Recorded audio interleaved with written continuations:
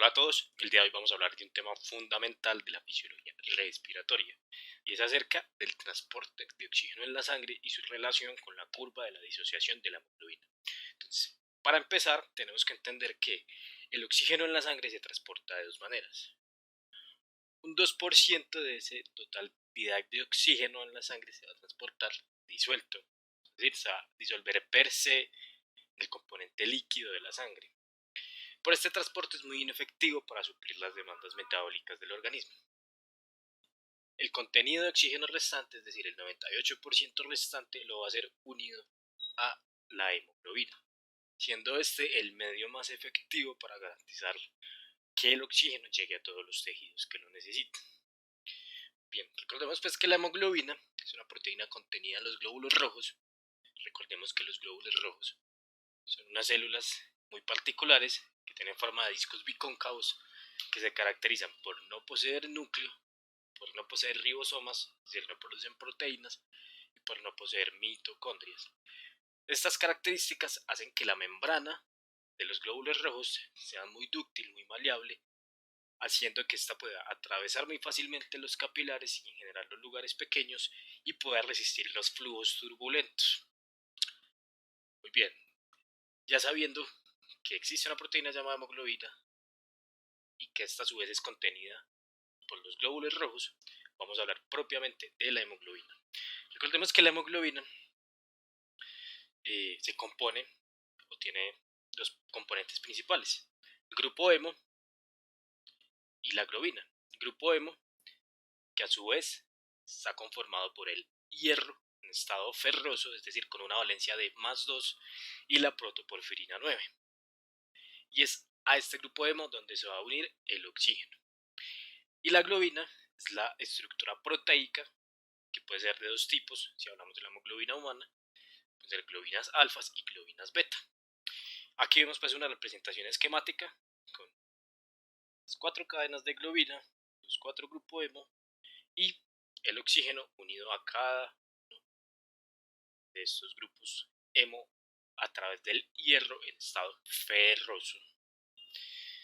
Aquí hay algo para entender y es que si tomáramos toda la hemoglobina circulante en el cuerpo y el promedio de hemoglobina circulante en el cuerpo solo tuviera unido ante sí un solo oxígeno, estaríamos hablando de una saturación del 25%.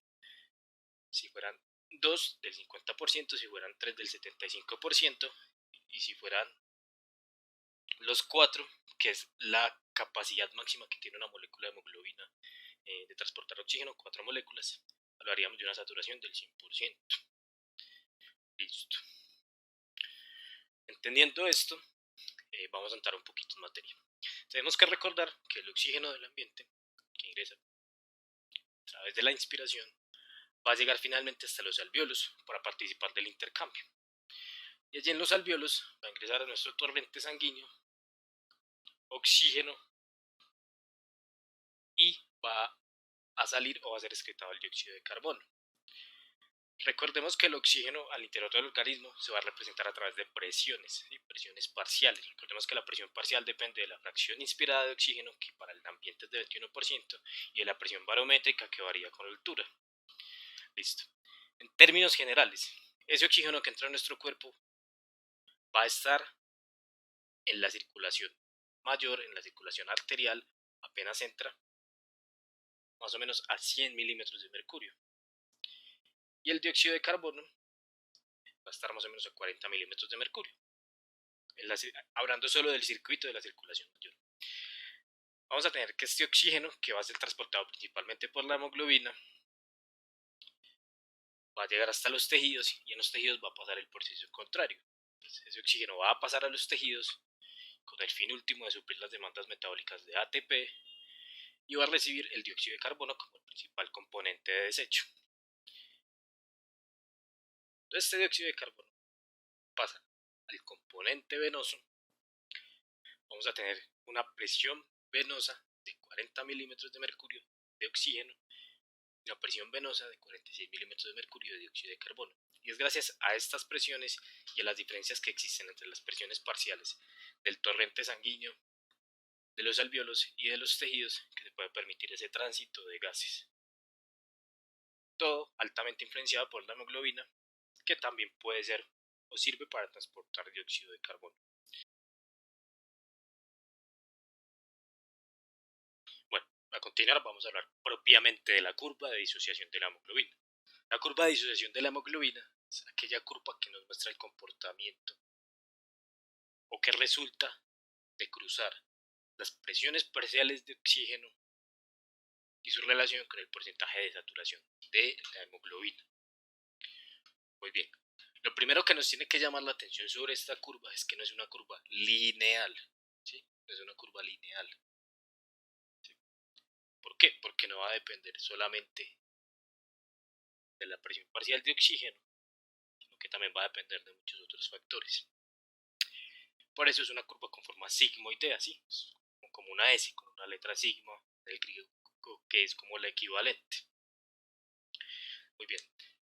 Como vemos, la curva principal en condiciones normales es la que se encuentra aquí discontinua, de negro, y sobre ella es que vamos a hablar en primer lugar. Como vemos, esta curva tiene señalados algunos aspectos muy importantes.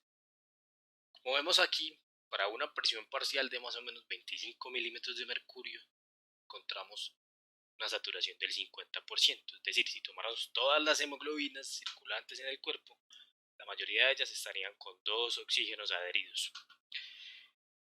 A este punto en específico lo vamos a llamar la P50, y es la presión parcial de oxígeno necesaria para que la hemoglobina esté saturada en un 50%.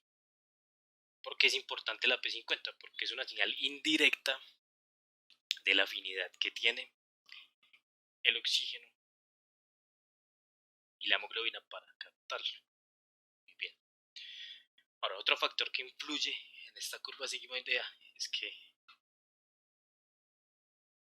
cuando yo tengo una molécula de hemoglobina y no tengo ninguna molécula de oxígeno adherida a ella, esta es más reacia a recibirlos, pero una vez que empieza a recibir moléculas de oxígeno, empieza a ser más flexible y empieza a acaparar más moléculas de oxígeno, lo que se llama el cooperativismo. Bien, otro aspecto importante de esta curva lo encontramos acá, que para una presión de 40 milímetros de mercurio encontramos una saturación de aproximadamente 75%. ¿Eso a qué va a corresponder? Va a corresponder a la saturación y a la presión de oxígeno en milímetros de mercurio, si recordamos la imagen anterior, que se encuentra en la sangre venosa, es decir, este punto de acá. 75% para 40 milímetros de mercurio. Bien. ¿Qué otros aspectos tiene importantes esta curva? Encontramos que para una saturación casi que total, para una presión parcial de oxígeno de 100 milímetros de mercurio, es decir, ya cerca a los pulmones, aquí sería ya cerca a los tejidos, cerca a los pulmones, vamos a encontrar saturaciones cercanas al 100%. Nunca va a ser 100%, ¿por qué? Porque recordemos que hay un 2% que va a estar diluido y no va a ser transportado por la hemoglobina. Bien. Y otro aspecto importante es este puntito de acá. Para 60 milímetros de mercurio, que en condiciones normales estaría más o menos a 30-35, digo, para 60% de saturación, que en condiciones normales estaría más o menos a 30-35 milímetros de mercurio, es el límite en el que podríamos marcar una insuficiencia respiratoria en unos gases arteriales. Muy bien. Ahora, como dije, esta es la curva en condiciones normales. En condiciones normales, ¿qué va a pasar? Va a tener alta afinidad a nivel de los pulmones, con una alta presión parcial, y a nivel de los tejidos, que es más o menos acá, vamos a encontrar menores presiones parciales y saturación. Y más o menos así es como se debería entender o representar este circuito. Y como ustedes ven, cuando yo tengo esta parte de la curva sigmoidea hay muy pocas variaciones. Muy pocas variaciones. ¿Eso qué quiere decir? Que aunque baje de 100 milímetros de mercurio la presión parcial a 60-40 milímetros de mercurio, no va a variar mucho. Es decir, es como el rango que puede tolerar el cuerpo, porque a partir de eso sí vemos que hay una pendiente, ¿sí? Que puede ser peligrosa. Bueno, ahora, ¿Qué pasa cuando se altera alguno de esos mecanismos? Esas curvas se van a desviar. Entonces podemos decir que la curva de disociación de la hemoglobina se puede desviar hacia la derecha o hacia la izquierda. Sí, hacia la derecha de ustedes. Si se desvía hacia la derecha, que es la línea discontinua que tenemos acá, eso se va a deber a varios factores. ¿Y qué es lo que más nos va a llamar la atención? Que cuando se desvía hacia la derecha, este valor de P50 va a cambiar, va a ser más alto, es decir, yo voy a necesitar, o nuestro organismo va a necesitar una presión parcial de oxígeno mayor para poder saturar la misma cantidad de hemoglobina. ¿Sí? Para poder saturar el 50% de hemoglobina, yo ya no voy a necesitar una presión parcial de 25, por ejemplo, sino una presión parcial de 40-45. ¿Eso qué me quiere indicar? Directamente, eso me quiere decir que hubo una pérdida de afinidad por la hemoglobina. ¿Qué me puede llevar a esa pérdida de afinidad y a ese desplazamiento a la derecha? Una disminución del pH, y si hay una disminución del pH es porque hay un aumento de la presión de dióxido de carbono. ¿Sí? Porque recordemos que el dióxido de carbono, a nivel de los tejidos y a nivel de la hemoglobina, se va a transportar, o a nivel de los glóbulos rojos más bien, se va a transportar como anhidrasa o como ácido carbónico. Y los ácidos pues van a liberar hidrogeniones, y los hidrogeniones pues van a hacer que se disminuya el pH. Listo. A esta pérdida de afinidad con aumento del P50, que se da principalmente en los tejidos con una alta demanda metabólica y que se genera porque hay un aumento de la PCO2, o sea, aumenta la demanda metabólica, se produce más dióxido de carbono en el tejido y hay una pérdida de afinidad que permite que el oxígeno que llega a los tejidos se suelte más fácil o se libere más fácil a los tejidos, y que el dióxido de carbono pueda ser captado más fácil también pues, para ser excretado. A todo eso lo vamos a llamar el efecto Bohr. ¿Sí? Efecto Bohr, desplazamiento de la curva de disociación de la hemoglobina hacia la derecha, porque hay una pérdida de afinidad, porque hay una acidosis, que la acidosis se debió a un aumento en las demandas metabólicas, y que el cuerpo, para compensar eso, lo que hace es que haya una pérdida en la afinidad de la hemoglobina por el oxígeno para que sea liberada más fácilmente a los tejidos. Sencillo. Listo. También la temperatura influye. Si hay un aumento de las demandas metabólicas, pues es porque aumenta la temperatura. Y el aumento del 2,3-difosfoglicerato. El 2,3-difosfoglicerato pues es una molécula producida por la glicólisis pues, a nivel de anaerobia, a nivel de los eritrocitos, de los glóbulos rojos, que también genera que haya una menor afinidad por el oxígeno, por lo tanto lo va a liberar más fácil y va a captar más fácil el dióxido de carbono, principalmente a nivel de los tejidos. Listo. Ahora, la curva también se puede desplazar hacia la izquierda de ustedes, y va a ser ¿por qué? Por todo lo contrario. Hay una disminución de la presión parcial de dióxido de carbono, va a haber un aumento del pH, es decir, va a haber una alcalosis. También se puede dar una disminución de la temperatura y disminución del 2,3-difosfoglicerato. A ese desplazamiento, bueno, ¿qué pasa aquí también? Recordemos que la P50 va a necesitar menos milímetros de mercurio para saturar la hemoglobina en un 50%, es decir, hay un aumento de la afinidad. Esto se va a dar principalmente en los pulmones y es un mecanismo para tratar de contrarrestar aumentos abruptos, por ejemplo, del dióxido de carbono, para compensar las hipercapnias.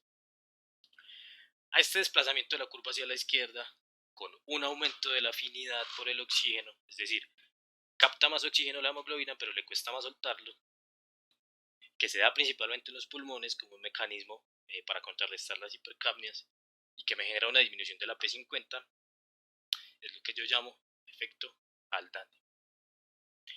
Bueno, muchas gracias por ver este video. Si les gustó, por favor suscríbanse o compártanlo si creen que les fue de utilidad. Suscríbanse a nuestro canal para seguir viendo más de estos videos. Muchas gracias. Adiós.